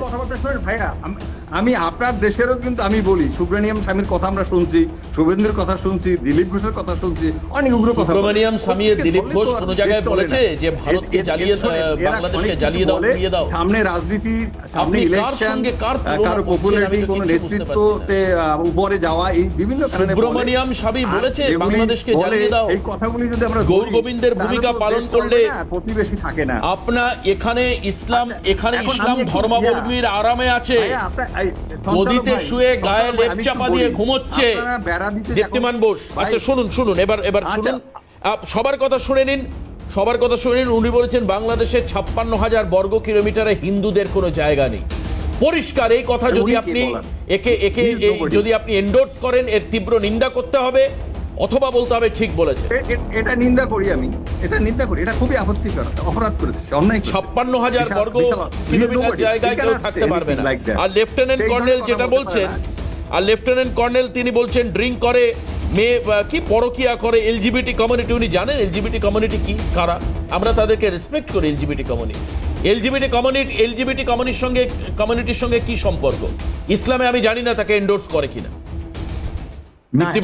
এটা আমি এলজিবিটি সম্পর্কে আমি জানি, ইউরোপে, আমেরিকাতে, এই বেল্টে। আচ্ছা, উনি আবার বলেছেন, উনি আরো একটা কথা বলেছেন, একবার শুনিয়ে নি, শুনুন। আমি তারপরে দীপ্তিমানদার কাছে যাব। কালকের প্যানেলে উনি বলছেন যে পুরো মুসলিম রাষ্ট্র হয়ে যাবে, ভারত সবকিছু নিয়ে। কি বলেছেন উনি একবার শুনি, আমি তারপরে নেক্সট দীপ্তিমানদার কাছে যাব। রাজাদাও রয়েছেন আমাদের সঙ্গে, এদিকে দেবব্রতদা রয়েছেন। এবার এদের সবার কাছে পরপর যেতে হয়। প্লিজ একবার শুনি কালকের প্যানেলের ওই অংশ। আমরা মনে করছি যে ভারত সরকার তারা সঠিকভাবে দায়িত্ব আপনি আমাকে একটা উত্তর দিন। That's why time has come for Muslim rule in India part 3, and আমরা যাদেরকে ফ্রি করা দরকার will make them free and will make Dhaka the capital of Mahabharat. দীপ্তিমানদা, Dhaka হতে চলেছে মহাভারত, যেখানে মুসলিম রাষ্ট্র হবে ভারত, বাংলাদেশ এবং তার এক্সটেন্ডেড পার্টটা নিয়ে পুরোটা। ওনার স্বপ্ন এটা, ওনারই একজন কলিগ সেনাবাহিনীর কর্তা। তার আমি কি হবে না হবে সেদিকে আসছি না দীপ্তিমানদা, আমি বলছি মাইন্ডসেটটা। এই যে বাংলাদেশের একাধিক লোকের মাইন্ডসেট হচ্ছে ভারত বিরোধী মাইন্ডসেট। দীপ্তিমান ঘোষ, প্রথম কথা হচ্ছে দেবাশিস, ওই ভদ্রলোককে আমার একেবারেই প্রকৃতস্থ মনে হয়নি। এবং বাংলাদেশে এত মানুষ যে এইরকম আমি বিভিন্ন আলোচনার মধ্যে দেখছি, উনি হচ্ছে 4 দিনে কলকাতা দখল যিনি করবেন তার বন্ধু। হ্যাঁ, ওই স্বাভাবিক, কারণ এত লোক যে ডিমেনশিয়ার রুগী এটা আমার জানা ছিল না। যাই হোক, এদের দেখে খুব পরিষ্কার রিজভির বক্তব্য, তারপরে আরও যে ওই 4 দিনে বাংলাদেশ ভারত দখল করে নেবে, এইসব যে সমস্ত কথাগুলো উঠছে, এই যে যুদ্ধের যে কথাগুলো উঠছে না, আমি শুধু একটা জিনিস উল্লেখ করতে চাই। বাংলাদেশের টোটাল আর্মির সাইজ হচ্ছে 2,04,000, আর আমার দেশের টোটাল সিআরপিএফ এর সাইজ হচ্ছে 3,13,000। বাংলাদেশের টোটাল বাজেট হচ্ছে 6.995 বিলিয়ন ইউএসডি, আর আমার দেশের সিআরপিএফ এর বাজেট হচ্ছে 7.6 বিলিয়ন ইউএসডি। তো শুধু আমি সিআরপিএফ বললাম, বা আদার সেনাবাহিনীর কথা ছেড়ে দিলাম। আরেকটা কথা হচ্ছে যে বিজেপি, এই যে বিজেপি এত বড় বড় কথা সীমান্তে বলছে, বিজেপির সাইজ হচ্ছে 70K অর্থাৎ 70,000, আর বিএসএফ এর সাইজ হচ্ছে 270K মানে 2,70,000। তো যুদ্ধ, উনি মোহাম্মদ ইমরান সাহেবকে আমি প্রথমেই ধন্যবাদ দেবো, কারণ উনি একটা কথা বলেছেন যে পার্শ্ববর্তী দেশ, বড় দেশ, তাদের সঙ্গে যুদ্ধের কথা আমরা ভাবতেও পারি না, একদম ঠিক। কিন্তু উনি যুদ্ধের কথা ভাবতে না পারলেও এই সমস্ত অপ্রকৃতস্থ লোকগুলো যে সমস্ত কথাগুলো বলছে, এটা তো একটা পরিবেশকে ইনিশিয়েট করছে। আজকে ভারত বিরোধী যে স্লোগান 5ই আগস্টের পর থেকে, 5ই আগস্টের আন্দোলনের পর থেকে যেভাবে ভারত বিরোধী স্লোগান, যেভাবে প্রধানমন্ত্রীকে লক্ষ্য করে কদর্য কথা, আমাদের ভারতবর্ষের প্রধানমন্ত্রীকে লক্ষ্য করে কদর্য কথা, যেভাবে এই পশ্চিমবঙ্গের মুখ্যমন্ত্রীকে লক্ষ্য করে কদর্য কথা যেভাবে এরা বলেছে, তাতে স্বাভাবিকভাবেই ভারতবর্ষ একজন ভারতের নাগরিক হিসাবে আমাদের স্বাভাবিকভাবে বাংলাদেশের প্রতি ঘৃণা জন্মাচ্ছে। অথচ এ কথা হওয়ার কথা ছিল না, এই জিনিসটা হওয়ার কথা ছিল না। 1971 সালে বাংলাদেশের স্বাধীনতার সঙ্গে যদি কেউ প্রত্যক্ষভাবে যুক্ত হয়ে থাকে সেটা ভারত, এবং ভারতবর্ষ সেই সময় পৃথিবীর অন্যান্য দেশের মধ্যে প্রথম ভারতবর্ষই বাংলাদেশকে একটি স্বাধীন রাষ্ট্র বলে স্বীকৃতি দিয়েছে। এরপরও আমরা এই ভারতবর্ষ রেলপথ, সড়কপথ, বিদ্যুৎ, গ্যাস উত্তোলন প্রত্যেকটা ক্ষেত্রে বাংলাদেশকে সহযোগিতা করে। বাংলাদেশের ইন্টারনালি বাংলাদেশে আওয়ামী লীগ কিভাবে, তাহলে দীপ্তিমান দা আমি ওটাই বলছি, আমি এটাই বলছি। দেবাশিস, তুমি এটা মিলিয়ে দেখে নাও, বাংলাদেশের অনেক লোক শুনছেন এই বক্তব্য, ডেফিনেটলি বাংলাদেশের মানুষদের ম্যাক্সিমাম পার্সেন্টেজ এখনো ভারতের পক্ষে বন্ধুবৎসল। তার কারণ হচ্ছে ভারতকে কখনো আলাদা দেশ বলেই মনে করেন না। আমরা যেরকম বাংলাদেশকে আত্মার আত্মীয় বলে মনে করি, এই বিশেষ করে এই পশ্চিমবঙ্গের মানুষ, আমরা কোনোদিন বাংলাদেশকে আলাদা দেশ বলে মনেই করি। কিন্তু দীপ্তিমানদা এরকম আমি বলছি, আপনি নোটিস করেছেন, আপনি কন্টিনিউ আমাদের আজকে যারা এদের পক্ষে দাঁড়িয়েছে, আমি কোনো কম্পালশন থেকে দেখো, কোনো কম্পালশন থেকে মোহাম্মদ ইমরান সাহেবের এই বক্তব্য কিনা জানি না, কিন্তু যারা আজকে বাংলাদেশ দখল করে আছে এরা 1971 সালে পাকিস্তানের পক্ষে ছিল। একদম, এরা রাজাকারদের বংশোদ্ভূত। একদম দীপ্তিমান বোসের কাছে আমি মোহাম্মদ ইমরান সাহেবকে বলছি না, কারণ মোহাম্মদ ইমরান সাহেবের বক্তব্য অনেক ব্যালেন্স বক্তব্য, ওনার মধ্যে অনেক কিছু কম্পালশন থাকতে পারে, কারণ উনি ওখানে বলতে সব কথা যদি বলে ফেলেন একদম নাও হতে পারে। একদম, এই রাজাকার ইস্যুতে বিরতির পরে একজন বাংলাদেশের সাংবাদিক, তিনি নিজেকে রাজাকারের পুত্র বলে গর্ব করে সোশ্যাল মিডিয়া পোস্ট দিচ্ছেন। বিরতির পর ফিরে দেখাবো, এরপর রাজাগোপাল ধর চক্রবর্তী। একটা লাইন দিয়ে শেষ করবো, সেটা হচ্ছে এই রাজাকাররাই কিন্তু ভারতবর্ষের চিন্তার কারণ, আর কোনো একদম ঠিক, একদম ক্রিম লাইন এটাই। এই রাজাকারদেরকে জব্দ করতে হবে, কিভাবে সেটা সময় বলবে, ভারত বুঝবে সেটা, এটা তাদের কোর্টে বল। কিন্তু একটা বিরতির পর ফিরে এসে নিজেকে রাজাকার বলে গর্ব করছে এই সরকারের সময় বাংলাদেশের মাটিতে দাঁড়িয়ে, নাম সাংবাদিক ইলিয়াস। কি বলছে বিরতির পর ফিরে দেখাবো। রাজাগোপাল ধর চক্রবর্তী, দেবব্রতদা পরের নেক্সট উইলে বলবেন, সঙ্গে থাকুন। সবসময় ওপেনেই বলি যে আমার পিতা একজন গর্বিত রাজাকার ছিল। ধরুন, আমি তো সবসময় ওপেনেই বলি যে আমার পিতা একজন গর্বিত রাজাকার। 71-এর যুদ্ধ হয়েছে বাংলাদেশ পাকিস্তান না, ভারত পাকিস্তান। আবার বাংলাদেশের যুদ্ধ হবে ভারত পাকিস্তান। আমি ইলিয়াস পাকিস্তানের পক্ষে। রাজাদা, একজন সাংবাদিক ইলিয়াস, সে গর্ব করে বলছে আজকে বাংলাদেশের মাটিতে দাঁড়িয়ে আমি রাজাকার, গর্বিত রাজাকারের সন্তান। অন্যদিকেও বলছে যে ভারত বাংলাদেশ আবার যুদ্ধ হবে, ভারত পাকিস্তানের আবার যুদ্ধ হবে। এই সাংবাদিক পাকিস্তানের পক্ষে থাকবেন, বাংলাদেশের মাটিতে দাঁড়িয়ে বলছেন। প্লিজ নোট ইট। তার মানে বাংলাদেশ এখন সত্যি, এই যেটা দীপ্তিমানদা কিউ বললেন যে এখন একদম শেষ লাইন, আমি বললাম যে ক্রিম লাইন, বাংলাদেশ এখন কি তাহলে রাজাকারদের হাতে? হ্যাঁ, দেখুন দেবাশিস দা, এইসব যারা বলছেন, আমি আজকের এই অধিবেশনে আমাদের এই প্যানেলে আমি সময় নষ্ট করতে চাইছি না। অনেক কথা আমাদের কানে আসছে যেগুলো তার উত্তর দেওয়ার মতো জায়গায় আমরা কেউ নেই, উত্তর দেওয়াও সমীচীন নয় আমাদের পক্ষে ন্যাশনাল আপনাদের মতন চ্যানেলে বসে। আমার ভালো লাগছে যে আমাদের মধ্যে মেজর ইমরান সাহেব এসেছেন, উনি আমাদের মধ্যে অংশগ্রহণ করছেন, উনি অতিথি, উনি এসেছেন। নিঃসন্দেহে এটা বোঝা যাচ্ছে বাংলাদেশ চাইছে আমাদের সঙ্গে বন্ধুত্বটা, এটাই আমার কাছে মনে হচ্ছে। ওনার আশাটাই হচ্ছে সেই বন্ধুত্ব উনি চাইছেন। এবং কালকের আমার ভালো লেগেছে ত্রিপুরা উনাকোটিতে, সেখানে আমাদের জওয়ানকে যখন অস্ত্র কেড়ে নিচ্ছিল দুষ্কৃতীরা, বাংলাদেশি বিজেপির একজন জওয়ান কিন্তু আটকেছে। এবং সে তাদের মানে দুষ্কৃতীদের তড়িয়ে দেওয়ার চেষ্টা করছে। একদম আজকেও আমরা দেখলাম বিজিবির সঙ্গে আমাদের বর্ডার সিকিউরিটি কোর্টে নানান জায়গায় ফ্ল্যাগ মিটিং হয়েছে, সৌহার্দ্যপূর্ণ ভাষায় কথা বলছে। আমি দুদেশের পত্রপত্রিকায় পড়ি এবং বাংলাদেশের মানে দেখুন এই সমস্ত পত্রপত্রিকা উস্কানি ছড়ায়, সেগুলোর কথা বলে তো লাভ নেই, বড় বড় পত্রিকা আমাকে দেখতে হয়, দেখি সেখানে মানে বলা হয়েছে যে খুব সৌহার্দ্যপূর্ণ ভাষাতে সৌহার্দ্যপূর্ণ পরিবেশেতে বিজিবির সঙ্গে বিএসএফ এর কথাবার্তা হয়েছে, যে সমস্ত ডিসপিউট গুলো ছিল সেগুলো মেটানোর চেষ্টা হচ্ছে। এবং আজকে আমি মোহাম্মদ ইমরান সাহেবকে পেয়ে আনন্দিত। উনি এখনো পর্যন্ত এমন কিছু বলেননি যেটা মানে ওনাকে ইনসেন্সিবল মনে হচ্ছে। উনি দেশকে নিশ্চয়ই ভালোবাসেন, দেশের দু চারটে খারাপ কথা শুনলে কষ্ট হয়। আমার দেশকে যদি কেউ কিছু মানে বলে আমার যেমন রক্ত কষ্ট জ্বলে যায় সেটা হয়। কালকে যিনি বলেছেন তা আমার মনে হচ্ছে উনি যুক্তি নিয়ে আসেননি, উনি একটা আবেগ নিয়ে এসেছেন, বিতর্ক নিয়ে এসেছেন, একটা এজেন্ডা নিয়ে এসেছেন। আজকের আমাদের যিনি অতিথি তিনি অত্যন্ত সুন্দর মানুষ, আমাদের অতিথি। সুতরাং অতিথি আমাদের সংস্কৃতিতে অতিথি দেবো ভব, তাকে আমি সেই সৌহার্দ্য পরিবেশেই ওনাকে আমি আমার শুভেচ্ছা ওনার শুভেচ্ছা জানাই। আমি খালি এইটুকুনি বলবো যে বাংলাদেশ ভারতবর্ষের বহুদিনের বন্ধু, একদিনের বন্ধু না, বহুদিনের বন্ধু। সেই বন্ধুত্ব সামান্য এই 4 মাসে যে অরাজকতা বাংলাদেশে সৃষ্টি হয়েছে এবং যে অরাজকতায় বাংলাদেশের সরকার দমন না করে অনেকটা এই অরাজকতার পেছনে রয়ে গেছেন, ভারত বিদ্বেষ যেটা চলছে।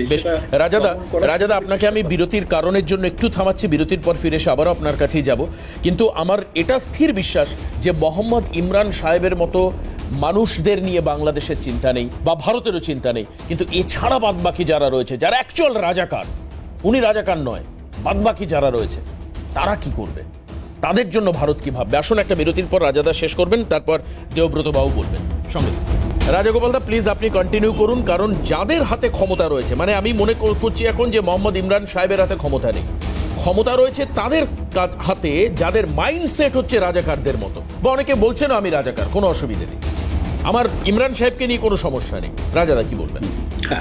না, আমি যেহেতু একটা স্ট্র্যাটেজি সেশন হতো, আমি এক ধরনের বক্তব্য রাখতাম। আজকে সেশনে অতিথি আমাদের রয়েছে, তাই আমার বক্তব্যটা কি করে সৌহার্দ্য মানা যায় সেই দিকেই আমার প্রয়াস থাকবে।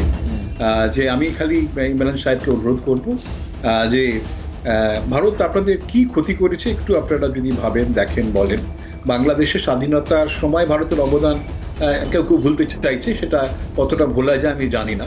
আমি খালি বলি আমার কথা, আমি খুব বাচ্চা ছেলে ছিলাম, বাংলাদেশের স্বাধীনতা আমাকে এতই আবেগ তাড়িত করেছিল যে বাড়ি থেকে লাল কাপড়, সাদা সবুজ কাপড় নিয়ে বাংলাদেশের তখনকার যে ফ্ল্যাগ ছিল বুঝেছেন, তৈরি করে আমরা বাচ্চা ছেলেরা বড়দের সঙ্গে মিছিল করে জয় বাংলা স্লোগান দিয়ে বাংলাদেশের মুক্তির জন্য আমাদেরও বুঝেছেন বাড়ি বাড়ি কাপড় জামা অর্থ তুলে আমরা মুক্তিযোদ্ধাদের দিতে গেছি। আমাদের আবেগ থেকে সে দেশ তৈরি হয়েছে।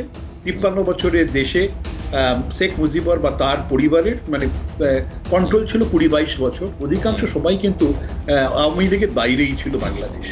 ভারতের সঙ্গে কোন সময় ভারতের সঙ্গে সম্পর্ক খারাপ ছিল এখনো আমি বুঝে উঠতে পারি না, বুঝেছেন। এখনো যখন বাংলাদেশ বলছে আমাদের এই জিনিসটা দাও, আমাদের কিন্তু আমরা কিন্তু সেই জিনিসটা কখনোই বন্ধ করছি না। আমাদের সঙ্গে ভারতের সঙ্গে বাংলাদেশের মানে স্থলপথে যাওয়া বা আমাদের যে রোড খুব সুন্দর হয়ে গেছে, রোড আছে, রেলওয়ে নেটওয়ার্ক আছে, চট্টগ্রাম বন্দর দিয়ে যাবার ব্যবস্থা আছে, খুব তাড়াতাড়ি জিনিসপত্র চলে যায়। ভারতের সঙ্গে ঝগড়াঝাটি করলে হ্যাঁ, চীন থেকে আনতে গেলে 14 দিন, পাকিস্তানকে আনতে গেলে 16 দিন, আমাদের সঙ্গে সঙ্গে সঙ্গে চলে যায়। তাছাড়া তো আমাদের অরক্ষিত বর্ডার ছিল, সেখান দিয়ে চোরাপাতে গরু থেকে অনেক কিছুই চলে যেত, মানে কেউ কিছু বলেনি, কারণ এতে বাংলাদেশের সুবিধে হতো, আমাদের দেশের কিছু দুষ্কৃতী রাজনীতিকবিদদের সুবিধে হতো, আর বুঝেছেন। এই জায়গায় মানে আপনি তো এটা মানবেন রাজাদা যে 5ই আগস্টের আগে আমরা যে বাংলাদেশ আমাদের জ্ঞান অবস্থায় 1971-এ তো আমার জন্ম হয়নি, তার 10 বছর 11 বছর পরে আমার জন্ম হয়েছে। এখন ব্যাপার হচ্ছে সেই মুক্তিযুদ্ধ দেখিনি, আমি বাবার কাছে শুনেছি, কারণ বাবা পুলিশ সার্ভিসে ছিলেন এবং কিভাবে বর্ডার পর্যন্ত সেনাদেরকে ব্যাক সাপোর্ট দিতে হতো সেটা বাবা আমাদেরকে গল্প করেছিলেন। তার থেকে মুক্তিযুদ্ধ আমার কাছে অনেকটা ছবির মতো, আমার কোনো প্র্যাকটিক্যাল অভিজ্ঞতা আমার নেই। হ্যাঁ, তো এবার ব্যাপার হচ্ছে যে বাংলাদেশকে আমরা 5ই আগস্টের আগে পর্যন্ত দেখলাম, মানে ভাবা যায়নি যে বাংলাদেশের মধ্যে এত বীজ বপন করা আছে। মানে এখন যে বাংলাদেশকে দেখছি লিটারেলি রাজাদ, আমি ভাবতে পারি না যে আজকে উনি বলছেন সঞ্চালক হিসেবে এত কথা বলতে হচ্ছে। এটা আমার জাতীয়তাবাদী আবেগ থেকে আমি বলছি, ভারতীয় হিসাবে আমি বলছি। বাংলাদেশকে আমরা মিত্রের চোখে দেখেছি। আজকে কেউ যখন বাংলাদেশের মাটিতে দাঁড়িয়ে ভারতকে ধ্বংস করার স্লোগান দিচ্ছে, বা মঞ্চে বসে সেটা মজলিস হোক, সেটা যা হোক, হোয়াট এভার ইট ইজ, তাহলে এই সরকার যখন তাকে কোনো রকম ভাবে আটকাচ্ছে না, আমাকে ধরে নিতে হবে যে অন্তর্বর্তীকালীন সরকার হচ্ছে রাজাকার পন্থী, মৌলবাদী পন্থী। নাহলে কেন আটকাচ্ছে না? উনি তো নিন্দা করছেন। ইকবাল সাহেব তো আজকে টিভিতে বসে লাইভে নিন্দা করলেন বাংলাদেশের মাটিতে থেকে। উনি যেটা করতে পারছেন, কেন ইউনূস সেটা করতে পারছেন? আপনি বলুন।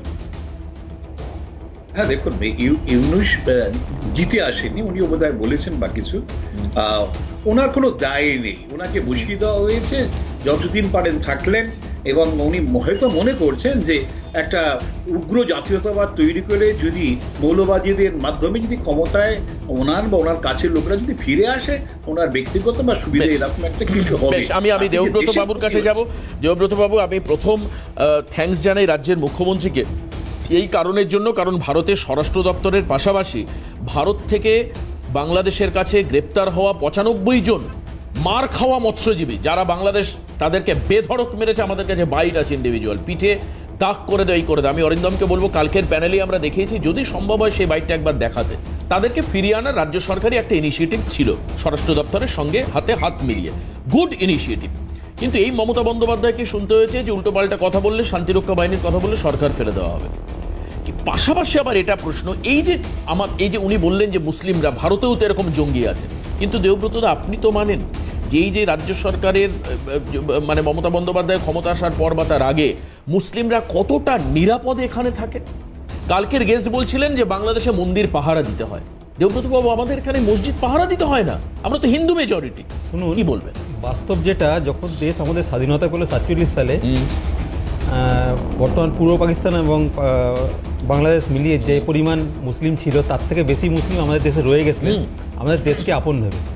তাদের তো কোনো সমস্যা হয়নি, তারা ভারতকে আপন ভেবে রয়ে গেছিলেন বলেই তারা থেকে গেছিলেন, তাদের কোনো সমস্যা হয়নি।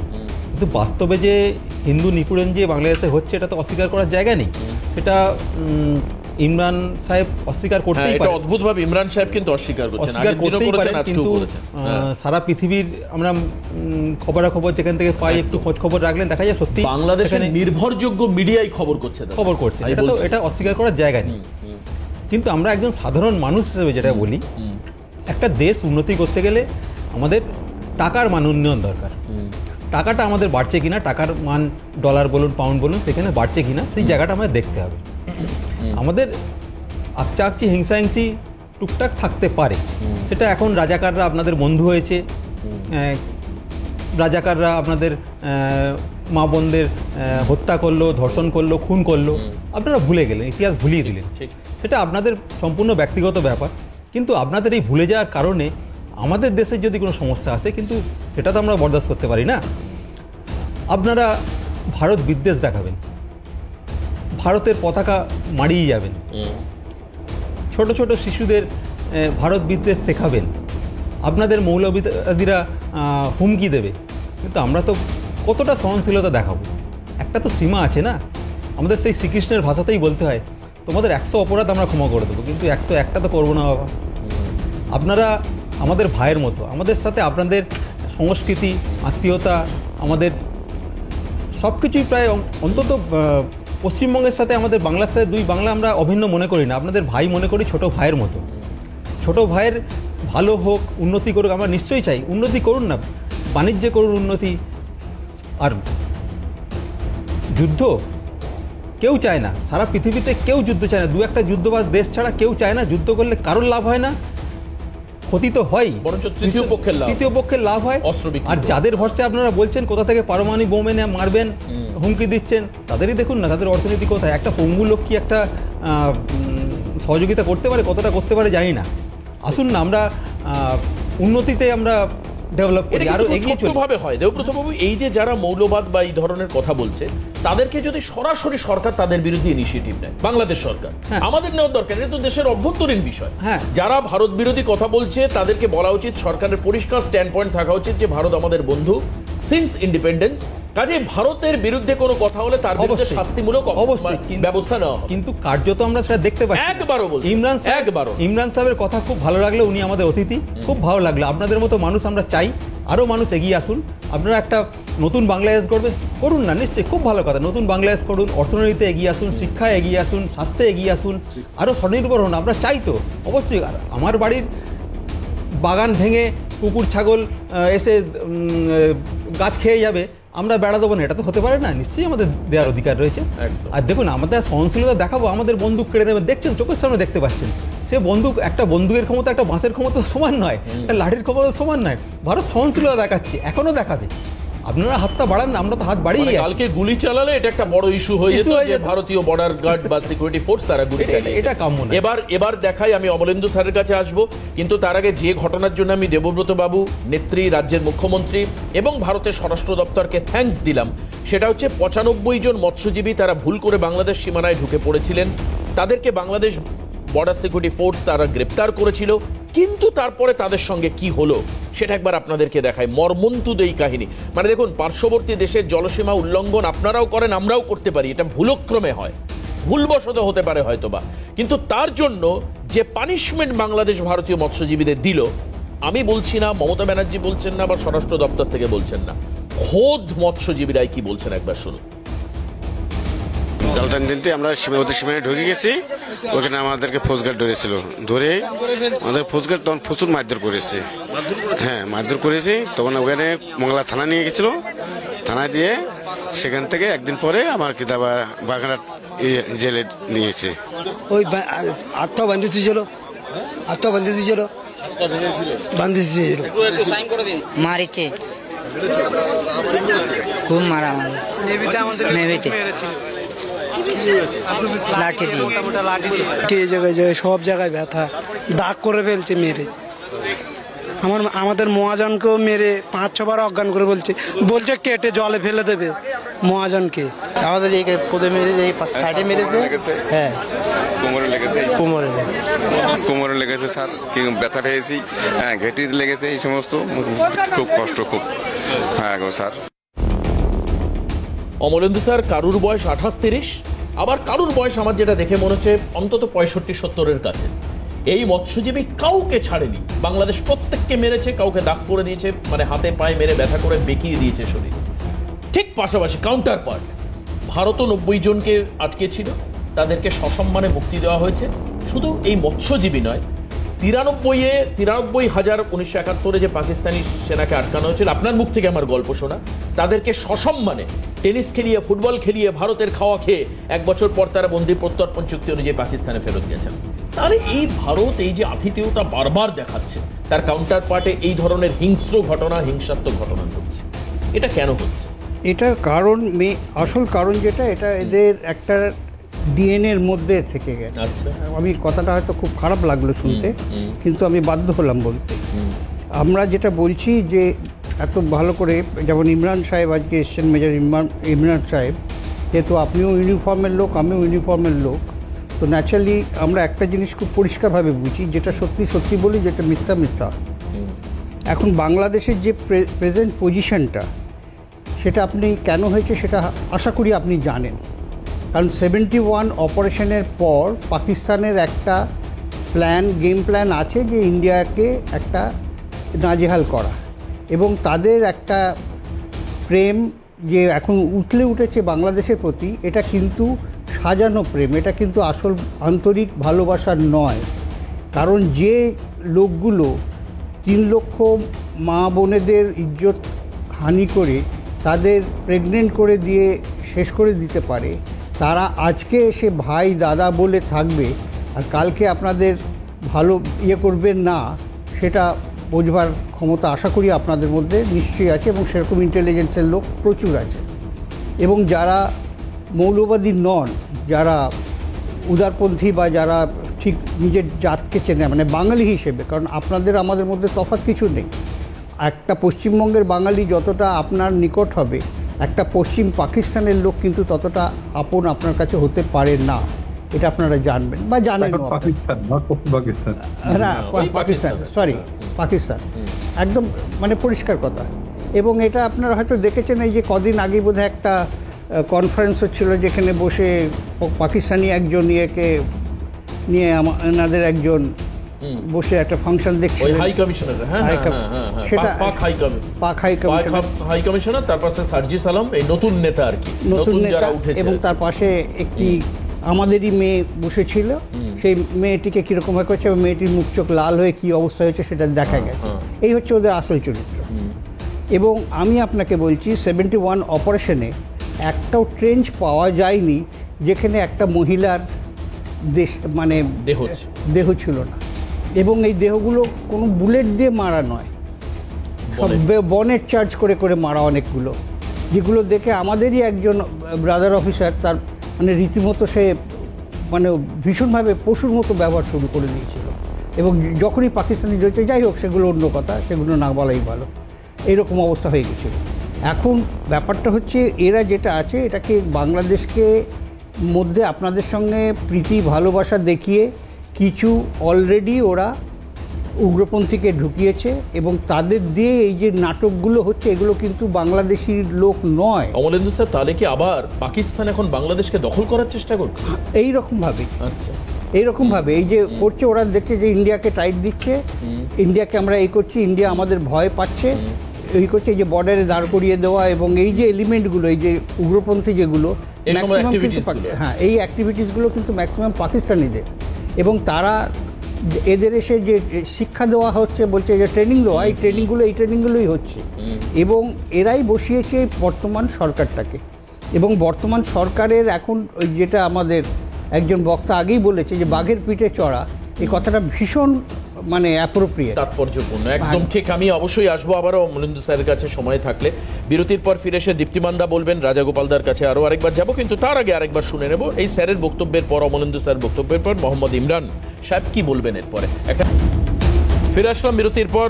মোহাম্মদ ইমরান সাহেব, আপনি বলুন, আপনি শুনেছেন এতক্ষণ কথা, এবার আপনার জায়গা থেকে পারবে ইউনূস সরকার এই মৌলবাদীদের বিরুদ্ধে কথা বলতে পারবে? কখনো মনে হয় এই যারা গর্ব করে আজকে বাংলাদেশের মাটিতে দাঁড়িয়ে বলছে রাজাকার, আপনি তো মানবেন যে রাজাকাররা মুক্তিযুদ্ধের সময় বাংলাদেশের স্বাধীনতা চায়নি, পাকিস্তান পক্ষে ছিল, তাদেরকে সরাতে পারবে? অ্যাকচুয়ালি ডক্টর ইউনূসের কাজ এটা না, উনি খুবই স্বল্প মেয়াদের একটা সরকার, এবং অত্যন্ত আমি মনে করি এখন স্টেবল না, এবং তার সাথে যারা আছে তারা কেউই মৌলবাদী না। একজন আলেম আছে শায়েক, যে একজন লেখক, অনেক বই লিখেছে, চিটাগাংয়ে বাড়ি, তারা সবাই কিন্তু উদার মনের মানুষ, এবং এতে অনেকেরই অরিজিনাল। কিন্তু মাঝখানে আবার একটু ইন্টারফেয়ার করতে হলো, কিন্তু মাঝখানে ইমরান সাহেব সরকারি চাকরি থেকে একের পর এক হিন্দু সরানো হচ্ছে, পুলিশে হিন্দুদের নিয়োগ করা বন্ধ হয়ে যাচ্ছে, এই অর্ডারগুলো তো আপনি পাচ্ছেন নিশ্চয়ই, এগুলো এই ইনফরমেশন তো আপনার কাছে আছে। ভাই আমাকে যেটা প্রশ্ন করছেন আমি এটা বলি, এখন হয় কি আওয়ামী লীগের বা শেখ হাসিনার আমলে যারা ধরেন যে গন্ডগোলের কথা আপনি বলেন, যে সমস্ত সংঘাতের কথা বলেন, এটা কিন্তু আওয়ামী লীগ বিএনপি প্রবলেম আর আওয়ামী লীগ জামাত প্রবলেম আমি মনে করি। এখন ধরেন জামাত আওয়ামী লীগ একটা সমস্যা, এবং এরা মোটামুটি একসময় আতাত ছিল অল্প সময়, বাট মেইনলি এদের সাথে আতাতটা বিএনপির। এখন আবার বিএনপির সাথেও জামাতের সম্পর্কটা দেখলাম খুবই টানাপোড়েনে চলতেছে, কারণ এটা পাওয়ার মঙ্গার পলিটিক্সের জন্য। এখন সামনে জামাত হয়তো মনে করতেছে আওয়ামী লীগ যদি না আসে ইলেকশনে, তা তাদের একটা বিরোধী দল তারা হতে পারবে। জামাতকে আমরা হয়তো থার্ড বা ফোর্থ পার্টি মনে করি, যে আওয়ামী লীগ বিএনপি হলো মানে একটা দুইটা বড় দল, মানে সবচেয়ে কম্পিটিটিভ দল। তো একদিন যেহেতু এখনো আওয়ামী লীগ মাঠে নাই ওইরকম, বাট আওয়ামী লীগের নেতাকর্মী প্রচুর গ্রাসরুট লেভেলে ঘরে ঘরে আছে আওয়ামী লীগের, এবং বিএনপির হয়তো তার চেয়ে একটু কম। এখন এই রাজনীতির ক্ষেত্রে হয় কি, এই সমস্ত বক্তব্য দেয়, এবং আওয়ামী লীগের লোককে এখন ভিড়ানোর জন্য বিএনপিও চেষ্টা করতেছে, তাদের দলে নিতে চাচ্ছে জাতীয় পার্টিরও। এখন এই অবস্থায় জাতীয় পার্টি আনসেফ ফিল করে, আওয়ামী লীগের নেতাকর্মীরা আনসেফ ফিল করে, কারণ শেখ হাসিনা যেহেতু পালিয়ে গেছে দেশ থেকে এবং তাদেরকে ফেলে গেছে আনঅ্যাটেন্ডেড। এই যে একটা আপনারা যত কিছু বলেন সব কিছুর মূলে হলো শেখ হাসিনার ইরেশনাল বিহেভিয়ার। উনি প্রচুর আলেমকে জেলে ঢুকিয়েছে, অনেকদেরকে গায়েব করেছে, গুম করেছে। এখন এই রাগটা হয় কি কেন আমি বলি, প্রথমবারে মানে শেখ হাসিনা আসে এখন এই জিনিসগুলি হয় কি, আপনার শত্রুতাটা এমন লেভেলে গেছে যেটা আপনি হয়তো মনে করতেছেন যে হিন্দুদের উপরে অ্যাটাক, আসলে মুসলমানদের উপরে অ্যাটাক আরো বেশি হয়েছে। আমি যত জানি, যেমন ক্রিকেটার, আমাদের বিখ্যাত ক্রিকেটার মাশরাফি, আরো অনেকে আছে, এদের বাড়ি ঘরে আগুন ধরিয়ে হামলা করেছে। কিছুদিন আগে আমাদের একজন মুক্তিযোদ্ধা মেজর বীর বিক্রম ওমর, উনি ব্যারিস্টারও, বিএনপির নেতা, পরে আওয়ামী লীগে জয়েন করেছিল, ওনার গাড়ি হামলা করেছে, উনি এখন জেলে আছে। এখন এগুলি হয় অনেকটা শত্রুতামূলক হচ্ছে এবং এগুলি খুব নোংরা কাজ। এগুলি আমরা কেউ সাপোর্ট করি না, কেউ পছন্দ করি না। আমাদের কথা রাজনীতিতে সহনশীলতা থাকতে হবে। ভারতের প্রতি আমার একটা হলো, ভারতের প্রতি একটাই মানুষের রাগ, ক্ষোভ, শেখ হাসিনাকে অন্ধভাবে সাপোর্ট করা। বাংলাদেশের মানুষ মনে করে ভারত তো 71-এ শুধু আওয়ামী লীগ না, বাংলাদেশের প্রচুর মানুষ, প্রায় 1 কোটি মানুষ ইন্ডিয়াতে গেছে, শেল্টার নিচ্ছে। সেখানে তো আওয়ামী লীগের বিএনপি ছিল না, বিএনপি তো তখন জন্মই হয়নি। বাম রাজনীতি ছিল, অনেকেই ছিল। আমার ব্রাদার, যেমন আমার ভাই মুক্তিযুদ্ধ করেছে, আমাদের আত্মীয় স্বজন আপনার অনেকে ইন্ডিয়াতে গিয়েছে, তারা ওখানে ট্রেনিং করেছে, আসছে। এখন সেই সম্পর্কটা শুধু আওয়ামী লীগ কেন ভোগ করবে, আওয়ামী লীগ কেন সেটার ক্রেডিট নেবে? এবং এই আওয়ামী লীগকে যে এই ওন করাটা এইভাবে, যেমন শেখ হাসিনা 3টে ইলেকশন করেছে, খুবই বিতর্কিত, মানুষ ভোট দিতে পারেনি। এর জন্য ইয়াং জেনারেশন খ্যাপা, প্রচন্ড খ্যাপা। এখনো হয় কি, আমি দীপ্তিমান্দার কাছে আসি, আমি শেষ করি একটা লাইন, আমি শেষ করি একটু তাড়াতাড়ি, কারণ আমার সময় খুব কম আছে স্যার। হয় কি, আমি তো আর আপনার সাথে পারি না, তো আমি আর কি করবো, এই কথাবার্তা বলে টলে এই সমস্ত করে সময় একদম নেই। না সবাইকে বলাতে হবে, সেটাই আবার আপনারা ভিসা বাড়িয়ে দিয়েছেন, শেখ হাসিনার আবার ভিসা বাড়িয়ে দিয়েছেন, শেখ হাসিনাকে হ্যান্ড ওভার করবেন কিনা এটা নিয়ে আবার বিনা সিকরি আপত্তি করেছে। তো এইগুলিতে হয় কি, মানুষের মনে অনেক, আমি বুঝতে পেরেছি আপনারা ভাবছেন পুরো ভারত আওয়ামী লীগ। দীপ্তিমান্দা, কেন শেখ হাসিনাকে ওন করে, সেইটা হলো তারা কেন শেখ হাসিনাকে। প্রথম কথা হচ্ছে, মোহাম্মদ ইমরান সাহেব, আপনার একটা ভুল আন্ডারস্ট্যান্ডিং আছে। 2013-র পর থেকে যেহেতু শেখ হাসিনা প্রধানমন্ত্রী ছিলেন, তার আগেও ছিলেন যদিও, 2013 থেকে কন্টিনিউয়াস যেহেতু প্রধানমন্ত্রী ছিলেন, তো এটা স্বাভাবিক। ভারতবর্ষের পারস্পরিক সম্পর্ক এবং প্রতিবেশী দেশের সঙ্গে একটি সুস্থ সম্পর্ক রাখাই স্টেটসম্যানদের কাজ, সেই কাজটাই আমরা করে চলেছি। একদম স্বাভাবিকভাবে দেখা যাচ্ছে পার্শ্ববর্তী রাষ্ট্র একটা প্রধানমন্ত্রীকে সহযোগিতা করছে, পার্শ্ববর্তী রাষ্ট্রে একজন রাষ্ট্রনায়ক, এতে অস্বাভাবিকতা কিছু নেই। একদম ব্যাপারটা হচ্ছে যে মোটামুটি বোঝা যাচ্ছে মোহাম্মদ ইউনূস এই বাংলাদেশে অরাজকতা দমন করতে পারছেন না। একটা বাংলাদেশের ইন্টারভিউতে মোটামুটি বোঝা গেছে ওনার হাবভাবগুলো। এখন বাংলাদেশের মানুষকে, ইমরান সাহেবের মতন মানুষ, মুক্তমালা যারা আছেন, তাদেরকে কিন্তু বাংলাদেশকে বাঁচানোর জন্য এগিয়ে আসতে হবে। বেশ, আজকের হাতে একেবারে সময় নেই। অনেক ধন্যবাদ সবাইকে যারা আমাদের সঙ্গে উপস্থিত ছিলেন। আমাদের সঙ্গে মোহাম্মদ ইমরান সাহেব উপস্থিত ছিলেন। ইমরান সাহেবের মতো মানুষেরা কি এগিয়ে আসতে পারবেন? অন্য কোনো রাজনৈতিক শক্তি তৈরি হতে পারে, হাসিনা দেশে ফিরতে পারে, আওয়ামী লীগ ক্ষমতা আসতে পারে, বিএনপি ক্ষমতায় যেতে পারে, জামাতের সঙ্গে কারো জোট হতে পারে। একরাশ প্রশ্ন নিয়ে শেষ করলাম। তবে ভারত বিরোধিতা হলে ভারত মুখের উপর জবাব দেবে, এটাও বলে রেখে আজকের এই অনুষ্ঠান শেষ করলাম। হাল্লাবর এখানে শেষ করছি। পরবর্তী খবরের জন্য নজর রাখুন ক্যালকাটা নিউজে।